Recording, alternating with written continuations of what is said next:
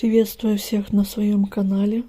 В этом видео я шью простейший узор из полос. Я буду шить себе подушку декоративную. Приятного просмотра. Нашла у себя остатки еще такой старой ткани. Уже я из нее шила подушку. И сразу скажу, если у вас ткань хоть немного тянется, вот как у меня в разные стороны, лучше ее продублировать. И тогда она будет, конечно, проще в обработке, и швы будут более ровные.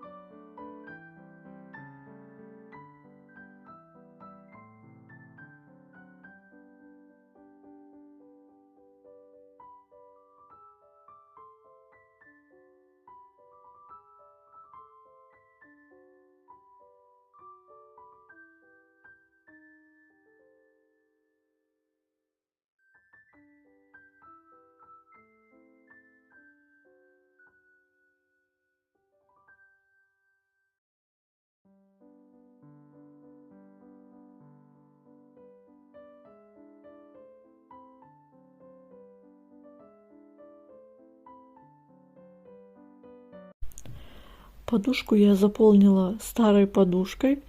Она очень неприглядного вида, поэтому я ее сразу засунула и закрепила булавками. Низ я застрочила полностью на машинке. И вот такая симпатичная подушка получилась.